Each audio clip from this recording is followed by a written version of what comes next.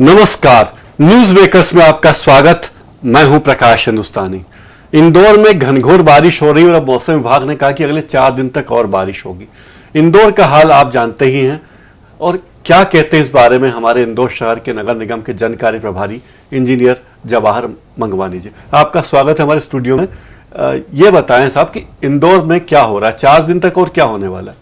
सबसे पहले तो डीजी केबल के सभी दर्शकों का अभिवादन करता हूं और डीजी केबल को धन्यवाद देता हूं, उन्होंने आज मुझे आमंत्रित किया। इंदौर शहर में पिछले 1-1.5 दिन से लगातार बारिश चल रही है और नगर निगम का पूरा अमला लगा हुआ है। बारिश खत्म होने के बाद जहां पर सड़कों पे पानी था, कॉलोनियों में पानी था, वहां पूरी शक्ति से हमारी टीमें लगी हुई है कि कैसे भी जनता को राहत दी जाए। और अगर आने वाले 4 दिन में भी अगर यही स्थिति रही तो हम लोग फिर से एक बार लगकर जनता को उससे राहत दिलाने की कोशिश करेंगे। हालांकि जिस हिसाब से बरसात आ रही है, जितनी तेज़ गति से आ रही है, जितनी इंटेंसिटी से आ रही है, उतने हमारे पास संसाधन नहीं है। तो इसमें जनता को भी हमको सहयोग करके सबको आगे आके इस समस्या से निपटना पड़ेगा। इतनी बारिश का अंदाज कभी नगर निगम ने लगाया था कि एक दिन में इतनी बारिश होगी? अब तक 24 इंच पानी गिर चुका है। पिछले साल जब बरसात हुई थी तो एक स्थिति ऐसी आई थी कि एक दिन में 8 इंच का वर्षा हुई थी, 8 इंच। तो वो पुराना अनुभव थोड़ा बहुत था और आज कल से लेके रात तक भी करीब करीब इतनी ही बरसात हुई है। तो इतनी बरसात का तो हमको अनुभव भी है और उससे निपटने की योजना भी बनाई जाती है, परंतु इससे ज़्यादा होती है या एकदम अगर बारिश कुछ घंटे बीच में रुक जाती है तो काफ़ी स्थितियां सुधर जाती है और अगर बारिश कंटिन्यूअस चलती रहती तो ज़रूर तकलीफ आती है। हमने सुना कि आप रात रात भर जाग के घूमते रहे लोगों की मदद करने के लिए। क्या क्या देखा आपने? जगह जगह जहाँ से अगर कंट्रोल रूम से खबर आई या मेरे मोबाइल पे खबर आई तो वहाँ जो भी स्थिति होती है, हम लोगों की ये प्रयास रहता है कि कम से कम वहाँ जाकर एक बार वहाँ जहाँ समस्या है वहाँ लोगों से मिल लें। और इसी क्रम में विभिन्न स्थानों पे गए और जहाँ कुछ टेंशन था वहाँ कोशिश की कि लोगों को समझाया जाए। जहाँ कुछ हमसे हो सकता था वो ज़रूर किया। नगर निगम की जो टीम काम करती है उनको भी कई बार मार्गदर्शन की ज़रूरत होती है, तो हमारी पूरी टेक्निकल टीम वगैरह सब घूमते रहते हैं।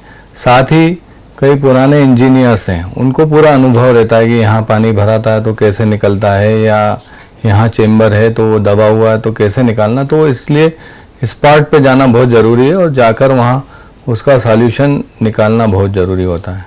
बारिश की तैयारी कैसे करता है नगर निगम? नगर निगम जनरली तो जो भी शहर में नालों की सफाई वगैरह पहले से करता है, साथ ही जो बांड रोड, फीडर रोड में स्टॉर्म वाटर लाइन डली है, वार्डों में स्टॉर्म वाटर लाइन डली है, इसको साफ कराता है। साथ ही जो भी खतरनाक मकान वगैरह हैं उनको भी चिन्हित करता है, उनको भी नोटिस वगैरह देता है। इसके अलावा जो जोन पे स्टाफ वगैरह रहता है उनकी इमरजेंसी ड्यूटी लगाई जाती है, सबकी ड्यूटी लगाई जाती है। कंट्रोल रूम को स्ट्रांग किया जाता है, सभी जोन्स को स्ट्रांग किया जाता है, वहाँ संसाधन पूरे 24 घंटे रहें ऐसी व्यवस्था की जाती है। ये स्ट्रॉन्ग वाटर लाइन की बात आपने कही, तो क्या ये पर्याप्त नहीं है? इसकी मोटाई कम है, जितनी मोटी लाइन, जितनी बड़ी लाइन होनी तो उतनी लाइन है नहीं, ऐसा कुछ है? हाँ, शहर में काम करते वक्त स्टॉर्म वाटर की जो मोटाई रहती है वो कई फैक्टर्स रहते हैं जिस पे डिपेंड करता है। जैसे कि वो स्टॉर्म वाटर जाके किस नाले में मिल रही है, तो ये उसकी डेप्थ क्या है, उससे भी उसकी एक तो ढाल वगैरह उससे डिसाइड होता है। साथ ही जहाँ हमको स्टॉर्म वाटर डाल रहे हैं वहाँ पानी कितना आने वाला है और कितनी मोटाई रखना है, और पाइप की मोटाई में भी लिमिटेशंस रहते हैं। उसमें नीचे कभी केबल आ जाती है, नर्मदा की लाइन आ जाती है, कहीं चौराहे पे इंटरसेक्शन आ जाते हैं, तो उसके कारण कहीं ना कहीं लिमिटेशन भी होती है। साथ ही जो स्टॉर्म वाटर लाइन है कई बार 5 इंच पानी में बढ़िया वो चलती है, परंतु 5 से ज़्यादा 8-9 इंच आ गया तो फिर वो ओवरफ्लो होने लगता है।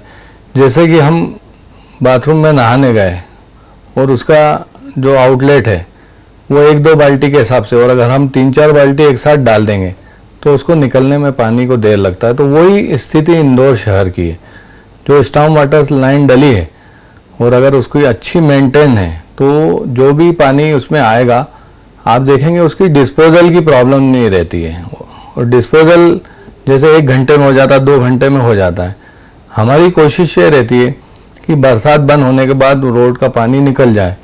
और कल घूमते दौरान ऐसे कई स्पॉट फिर से सामने आए कि जहां अभी तक भी पानी नहीं निकला है, तो उसकी जरूर कार्य योजना बना के उसको आगे से कोई ऐसी पिछले साल आपने कुछ ऐसी योजनाएं बनाई थी, उन पे कितना अमल हुआ है? पिछले साल करीब इंदौर शहर में जो 7 करोड़ के आसपास हमने स्टॉर्म वाटर लाइन डाली, ये फीडर रोड के अलावा थी। जो पिछले वर्ष बारिश गिरी थी तो उस टाइम पॉइंट आउट कर लिए गए थे, ये पॉइंट हैं जहाँ से पानी का डिस्पोजल नहीं हो रहा है। तो उसमें एरोड्रम रोड की कई कॉलोनियाँ थी, जैसे साधना नगर, शिक्षक नगर। तो इन कॉलोनियों में देखा गया कि इस बार पानी नहीं भरा। इसके अलावा गोविंद नगर खारचा हो गया, पिपलियापाला में भोलाराम उस्ताद मार्ग, बेला सिटी के यहाँ बहुत सारा पानी भरता था। तो ये सब हमारी टेक्निकल टीम ने इसकी योजना बनाई और साल भर पहले जो स्टॉर्म वाटर लाइन डाली थी। और इस बार ये देखने में आया वहाँ प्रॉब्लम नहीं है, परंतु साल भर में ऐसे कई पॉइंट नए डेवलप हो जाते, कोई मकान बन जाता है, कहीं अतिक्रमण हो जाता है, तो उसके कारण नए पॉइंट्स जरूर डेवलप होते हैं। तो वो इस बार चिन्हित कर लिए और कई तो चलती बारिश में ठीक कर लिए जाएंगे और कई अगले वर्ष ठीक कर लिए जाएंगे। 3 तारीख को जो अव्यवस्था मची, इसके कारण क्या मुख्यमंत्री की यात्रा भी था? काफी बड़ा अमला मुख्यमंत्री की खिदमत में लगा हुआ था। देपालपुर में बहुत सारे लोग गए हुए थे, नेता भी गए थे, अफसर भी गए थे, क्या ऐसा था क्या? उसका बहुत ज़्यादा फर्क तो नहीं पड़ा, थोड़ी देर के लिए 1-2 घंटे के लिए जरूर फर्क पड़ा होगा और बहुत ज़्यादा मात्रा में नहीं पड़ा, क्योंकि जोन्स पे सभी कर्मचारी तैनात थे, इंजीनियर्स की टीम सब तैनात थी, हमारे अपर आयुक्त वगैरह सब फील्ड में थे। जो बड़े नेता लोग हैं, माननीय महापौर जी जरूर 1-1.5 घंटे के लिए बिजी रहे होंगे।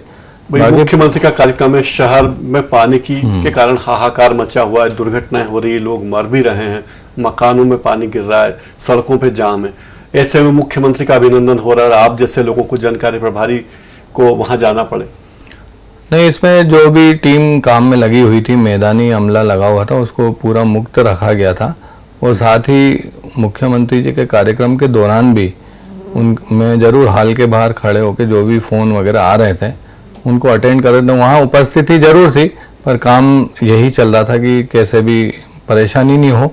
और मुख्यमंत्री अगर शहर में रहते हैं तो और सब पूरा प्रशासन, पूरा तंत्र अलर्ट रहता है ताकि ऐसी कोई अप्रिय घटना नहीं हो।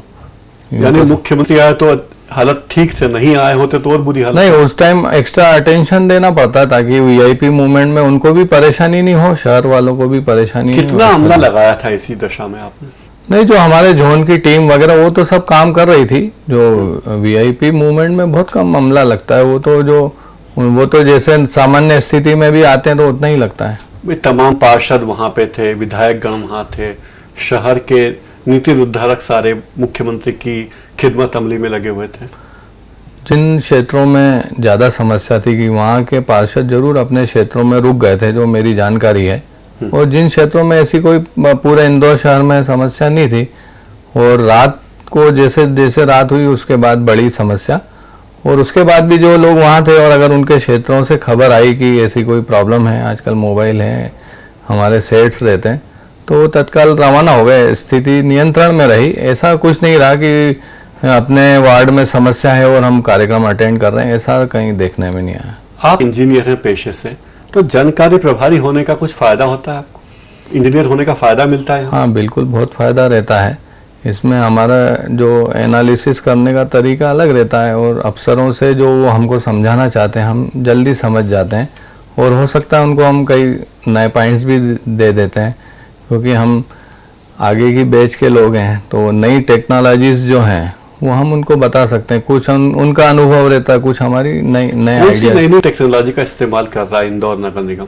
इंदौर शहर में जब से मैं जनकार्य प्रभारी बना उसके बाद कंप्यूटराइजेशन पे बहुत जोर दिया गया, और उसमें जैसे कि ऑनलाइन नक्शे पास करना और फाइलों का ट्रैकिंग सिस्टम बनाया, फाइलों की बार कोडिंग होने लग गई जिससे फाइलें गुमने नहीं लग गई, और पूरा जो बजट का अलॉटमेंट है, बिल बनाना, ये सब कंप्यूटराइज होता है।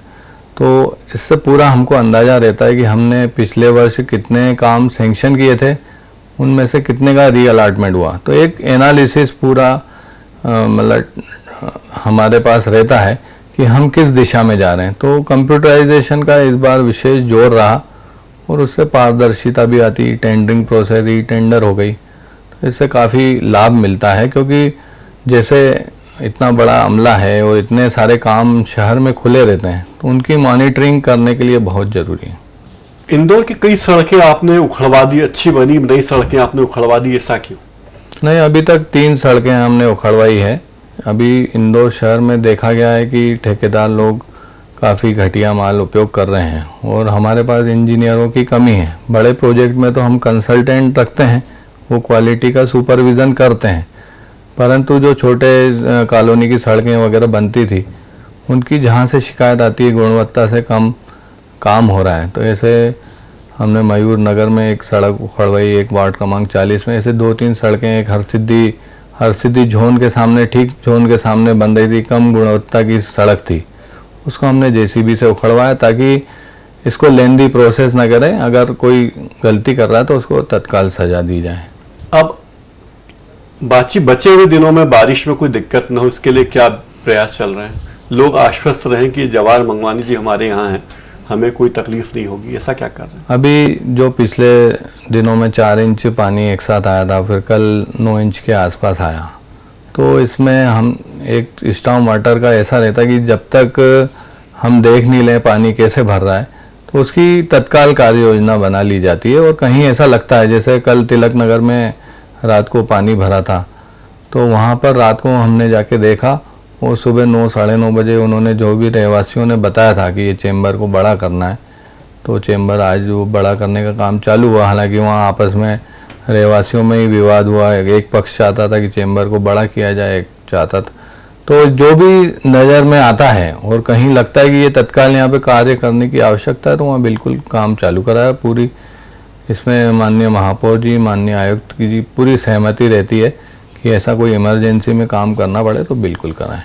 जब से आप जनकार्य प्रभारी बने हैं, आप किसको अपनी उपलब्धि मानते हैं कि शहर में जो चीज़ हुई है आप कह सकते हैं कि हमारी उपलब्धि?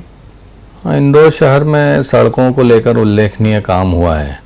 अगर हम पिछले 3.5 साल का रिकॉर्ड देखने जाएंगे, तो जो फीडर रोड हमने बनाई है, वो करीब उसमें 130 करोड़ की लागत से हमने इस फीडर रोड बनाई है। और ये मैं समझता हूँ कि पिछले 10 साल और अभी की अगर तुलना करें और उसके पहले की भी करें, तो किसी कार्यकाल में बनाई गई सबसे ज़्यादा फीडर रोड है। क्योंकि जो पिछली परिषद से कुछ फीडर रोड हमको मिली थी, 28 सड़कों पे काम चल रहा था, 11 सड़कों पे हमने किया। अब कुल मिला के उसमें से 2 सड़कें बची हुई है, बाकी सब सड़कें, जैसे पहले इंदौर शहर को कहा जाता था कि ये खुदा हुआ शहर है, अब ऐसा कोई नहीं कहता। और नई सड़कें भी हमने अभी लिंक रोड के नाम से ली है और उसको फ्यूचर के हिसाब से लिया। अब जैसे नेमावर रोड 6 लेन बना रहे हैं, कनाड़िया रोड 4 लेन बना रहे हैं, बाईपास से जितनी एंट्रियाँ उनको सब बना रहे हैं। मिसिंग लिंक्स जो भी रह गई है, अब टावर चौराहे से लेकर फूटी कोठी को जोड़ रहे हैं। ऐसी बहुत सारी सड़कें हैं जिन पे हम काम कर रहे हैं और सड़कों के नाम से अगर देखेंगे तो ये ऐतिहासिक कार्यकाल माना जाएगा। और ऐसे ही वार्डों में जो काम हुए, तो करीब 250 करोड़ की लागत से हमने वार्डों में सड़कें बनाई है। इसके अलावा स्टॉर्म वाटर लाइन का भी ये पिछले साल से हमने प्रचलन में लिया है। और पहले लोग समझते नहीं थे, अब समझने लग गए हैं कि स्टॉर्म वाटर लाइन क्या होता है, नाले क्या होते हैं, और इस पे भी काम किया जा रहा है। उसके अलावा पारदर्शिता की ओर भी ध्यान दिया जा रहा है। नए इंदौर में लोग कह रहे हैं कि एक नया इंदौर बन गया, एक पुराना इंदौर बन गया। पुराने इंदौर में हालात ठीक है, लेकिन नए इंदौर जो तेजी से बढ़ रहा है, बन रहा है, वहाँ हालात बहुत अच्छे नहीं है। आप कैसे परिभाषित करेंगे दोनों को? पुराने इंदौर में ऐसा कोई नया कंस्ट्रक्शन होता नहीं है, वहाँ की जो फिजिकल कंडीशन बहुत जल्दी चेंज होती नहीं है। और नए शहर में कई जगह नालों को रोक दिया जाता है और बिल्डर अपनी मनमानी करते हैं, या कोई जहाँ से पहले इजीली पानी निकलता होगा वो ठीक हो जाता होगा, या अतिक्रमण या क्षेत्र बढ़ने से थोड़ा बहुत कंट्रोल उसमें कम होता होगा। तो इस कारण ऐसा लगता है कि पुराना शहर ही ठीक था, क्योंकि बरसों से वहाँ लोग रह रहे हैं। किन बातों पे खास ध्यान दे रहा नगर निगम जन कार्य विभाग आपका कि भविष्य में दिक्कत न हो? कौन सी चीजें आपके खास निगाह में? अभी पिछले सालों में ये देखा गया है कि इंदौर शहर में सड़कें सब चौड़ी हो गई है, परंतु जो पुल पुलियाँ हैं वो अभी भी पुराने स्वरूप में है और बहुत सकड़ी है। कई बार आप देखेंगे सड़क है 60 फीट की और पुल है 20 फीट का, तो ये सब बॉटल नेक्स बना रही है और इसको लेके हमने बहुत ध्यान दिया है और ऐसे पूरे शहर के सभी वार्डों के पार्षदों से, विधायकों से हमने ये सब रिक्वायरमेंट मांगी है और कई पुलों पे हमारा काम चल रहा है। बड़े पुल भी काम चल रहा है, जैसे आपने देखा होगा माणिक बाग ब्रिज पे काम चल रहा है। ऐसे सभी बड़े पुलों की टेंडर प्रोसेस हो गई है, उसमें कुलकर्णी भट्टा हो, त्रिवेणी का पुल हो, माणिक बाग हो, ऐसे इंदौर शहर के काफ़ी पुल, संवाद नगर का पुल है। अब पूरा ध्यान पुलों की ओर दिया जा रहा है क्योंकि उसमें टेक्निकली एक्सपर्ट लोग लगते हैं, तो इस कारण थोड़ा स्पीड स्लो रहती है। बाकी पुलों को भी हम लोग करेंगे, फ्लाईओवर वगैरह भी बन रहे हैं। दिल्ली में पिछले 10 सालों में 66 नए फ्लाईओवर बने, औसतन करीब 2 महीने में एक फ्लाईओवर, हर 2 महीने में एक नया फ्लाईओवर शुरू हुआ। इंदौर में कब ये हालत होगी कि इंदौर में यातायात सुचारू रहे, लोगों को भटकना ना पड़े, अटकना ना पड़े, जगह जगह सिग्नलों पर रुकना ना पड़े? इस ओर पूरा ध्यान दिया जा रहा है। इसीलिए पहले ये सोचा गया जो पुल सकड़े हैं, पुराने हैं या क्षतिग्रस्त हैं या किसकी ऊंचाई बढ़ाना है, तो इन सब पुलों को लिया गया है। उसके अलावा इंदौर शहर में अभी तक जितने भी पुल थे वो रेलवे ओवरब्रिज वाले थे, तो पहली बार ये नेमावर रोड पे फ्लाईओवर जिसको कहना चाहिए वो भी बन रहा है और जैसे जैसे अभी लोगों को मालूम भी नहीं होगा वहाँ बन जाएगा। तो एक फ्लाईओवर बनेगा, उसके बाद ज़रूर स्पीड बढ़ेगी, हर उसमें स्पीड बढ़ेगी। 1-2 बार फ्लाईओवर इंट्रोड्यूस होंगे तो उसके बाद और बनेंगे, ऐसा लोग उसकी महत्ता को भी समझेंगे और उसमें स्पेशलिटी भी आएगी। जवाहर जी, हर शहर में नेता शहर के विकास के लिए लड़ते हैं, तरक्की के लिए लड़ते हैं, लेकिन इंदौर शहर ऐसा शहर है जहां नेता नहीं चाहते कि विकास हो। जंजीर वाला चौराहे से मालवा मिल के सड़क बनाने की बात हो या राजन माथुर तिराहे से लेकर 56 दुकान के पास बगीचे तक की सड़क की बात हो, नेता लोग ये सबसे पहले आके कहते हैं कि हमें सड़क चौड़ी नहीं करनी, हमारे यहाँ सड़क मत बनाओ। ऐसा क्यों? कई बार जो जनता रहती है वो भी नेताओं को अप्रोच करती है और वो सोचते हैं कि भाई हमारी जो आवाज़ है वो नेता बुलंद करें, तो इस उनकी फेवर में नेता को आना पड़ता है। बाकी कई जगह ये देखा गया है कि मनमाने ढंग से भी, जैसे अब चौड़ाई डिसाइड कर दी रोड की और प्रैक्टिकल कंडीशन वहाँ नहीं है इतनी चौड़ी रोड की, या लोगों के स्वीकृत मकान हैं, स्वीकृत नक्शे हैं, तो उनको ऐसा बोलना ठीक नहीं है कि भाई हम तो ये रोड 80 फीट कर रहे हैं या 60 फीट कर रहे हैं चौड़ाई को लेके। और बहुत सारे इश्यूज पर्सनल भी रहते हैं, कुछ स्वार्थवश भी रहते हैं, तो नेताओं को इससे बचना चाहिए। मतलब जो भी विधि विधान से काम हो उसको सपोर्ट करना चाहिए, नहीं तो जनता भी सब देखती है। अगले 5 साल में आप कैसा इंदौर की कल्पना करते हैं? 5 साल में कैसा हो जाएगा इंदौर? नहीं, इंदौर में अब धीरे धीरे क्वालिटी वर्क की ओर लोग जा रहे हैं और सड़कें वगैरह चौड़ी हो रही है। और एक आम ये देखने आया कि इंदौर शहर का जो मीडिया है वो भी बहुत जागृत है और वो भी कुछ गलत काम करने देता नहीं है। और यहाँ लोगों में ऐसा कोई जो बर्दाश्त नहीं करते हैं, कोई गलत काम हो या कोई समस्या की अनदेखी लंबे समय तक की जाए, ऐसा इंदौर शहर की जनता, इंदौर शहर का मीडिया करने नहीं देता है। इसलिए नेताओं पे और इन सब पे, अधिकारियों पे दबाव रहता है। यहाँ आदमी समस्या बताता है तो उसका तत्काल निराकरण चाहता है, ये इंदौर में देखने ज़्यादा आता है। चलते चलते आप हमारे दर्शकों से कुछ कहना चाहें, कैसे वो नगर निगम की मदद कर सकते हैं बारिश में और बारिश के बाद? कल रात को जो पूरे इंदौर शहर में घूमना हुआ तो खजराने चौराहे से भी हम लोग गए थे, तो वहाँ के कुछ लोग वहाँ चौराहे पे आ गए थे और कोई शॉर्ट्स में था, कोई नाइट ड्रेस में था, परंतु वो सब लोगों ने एक सर्कल बना के और पूरी वहाँ की ट्रैफिक व्यवस्था संभाल के रखी थी। आगे भी 1-2 चौराहे से ऐसे सुनने में आया कि उन्होंने बिल्कुल, हम लोग भी गए, हमारी ओर बिल्कुल ध्यान नहीं दिया। वो उनको जो ट्रैफिक व्यवस्थित करना था वो बढ़िया कर रहे थे। उन्होंने पूरी जो आपदा आती है, जो भी समस्या आती है, उसका मिलजुल कर सब मिलके निराकरण करेंगे तो सब अच्छा होगा। जवाहर मंगवानी जी, आप हमारे आग्रह पर हमारे स्टूडियो आए, रात भर आप जागे हैं और सुबह से घूम रहे हैं, लेकिन फिर भी आप हमारे स्टूडियो पधारे, अपने व्यस्त समय में से आपने हमें समय दिया, आपका बहुत बहुत धन्यवाद। आपको भी बहुत बहुत धन्यवाद। न्यूज मेकर्स में फिलहाल इतना ही। आप हमारा ये कार्यक्रम यूट्यूब पर जाकर भी देख सकते हैं। यूट्यूब का URL स्क्रीन पर नीचे दिया गया है, या फिर आप चाहें तो यूट्यूब पर हमारे सारे प्रोग्राम सर्च भी कर सकते हैं। आपको लिखना होगा, यूट्यूब पर जाकर टाइप करना होगा news makers DG news Indore, और आप हमारे तमाम वीडियो, तमाम इंटरव्यू और अन्य कार्यक्रम भी वहां देख सकते हैं। आज इस कार्यक्रम में इतना ही। नमस्कार।